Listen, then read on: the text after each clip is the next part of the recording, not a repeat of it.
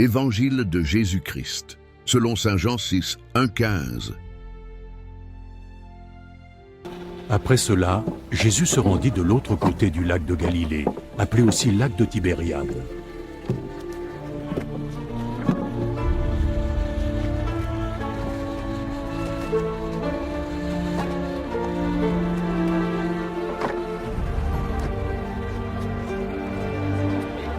Une grande foule le suivait.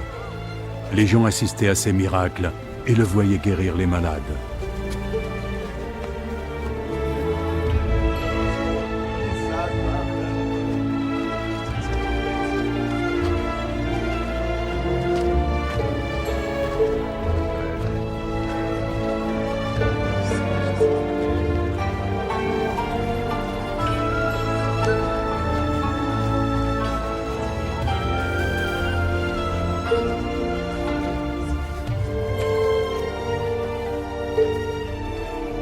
Jésus monta sur une colline et s'assit là avec ses disciples.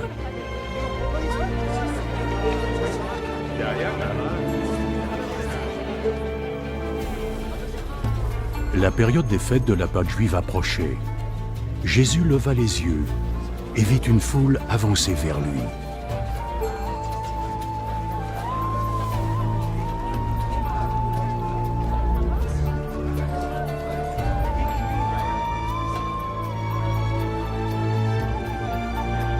Pouvons-nous acheter assez de pain pour tous les nourrir? Il disait cela pour mettre Philippe à l'épreuve, car il savait déjà ce qu'il allait faire.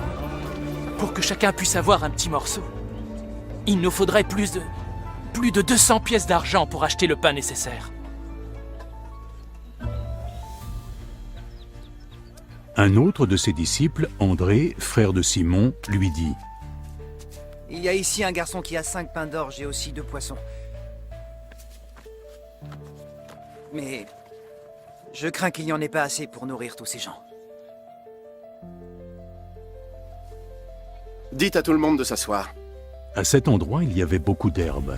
Ils s'assirent donc tous. Il y avait environ 5000 personnes.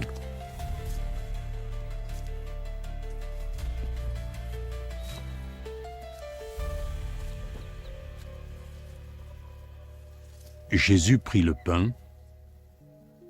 rendit grâce à Dieu,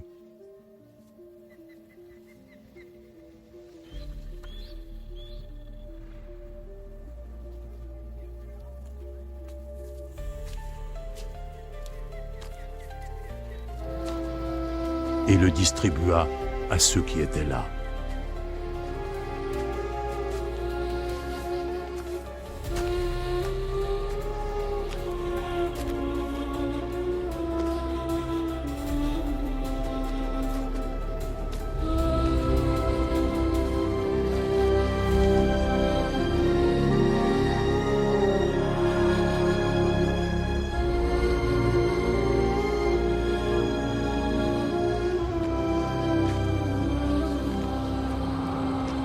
Il fit de même avec le poisson.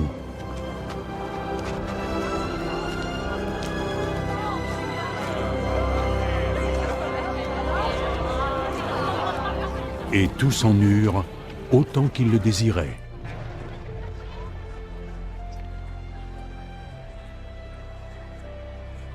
Lorsqu'ils furent tous rassasiés, il dit à ses disciples: Ramassez les morceaux qui restent, afin que rien ne soit perdu. Ils les ramassèrent donc, et avec les morceaux qui restaient des 5 pains d'orge que tous avaient mangés, ils remplirent 12 paniers. Ayant assisté au miracle que Jésus venait d'accomplir, tous dirent alors: c'est vraiment lui le prophète qui doit venir dans le monde. Jésus comprit qu'ils étaient prêts à s'emparer de lui pour le contraindre à devenir leur roi. Alors il se retira de nouveau sur la colline, seul cette fois. Acclamons la parole de Dieu.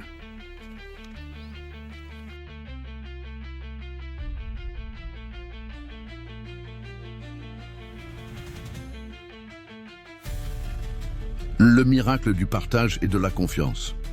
Frères et sœurs bien-aimés, L'évangile d'aujourd'hui nous plonge dans l'un des miracles les plus emblématiques du Christ, la multiplication des pains.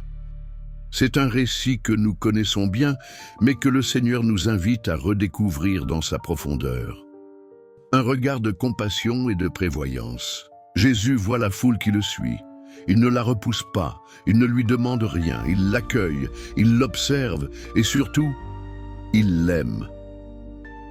C'est cet amour qui l'amène à poser une question à Philippe.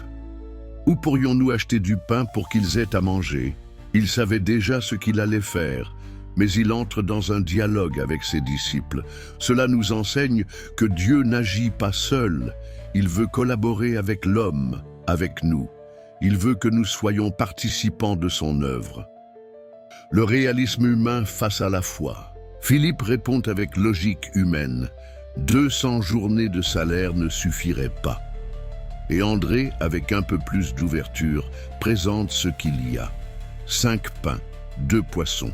C'est dérisoire. Mais c'est offert. Et c'est cela qui change tout.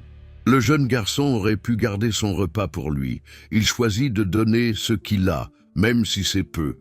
Et Jésus part de ce peu pour faire jaillir l'abondance. Frères et sœurs, Dieu ne nous demande pas l'impossible. Il nous demande simplement d'offrir ce que nous avons, même si cela nous semble insignifiant. Il s'occupe du reste. Le geste eucharistique. Jésus prit les pains, rendit grâce et les distribua. Cela rappelle l'Eucharistie. Ce n'est pas un simple repas, c'est une anticipation du don total du Christ, de son corps livré pour nous.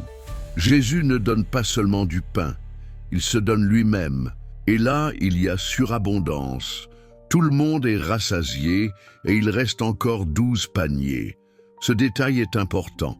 Le royaume de Dieu n'est pas un monde de pénurie.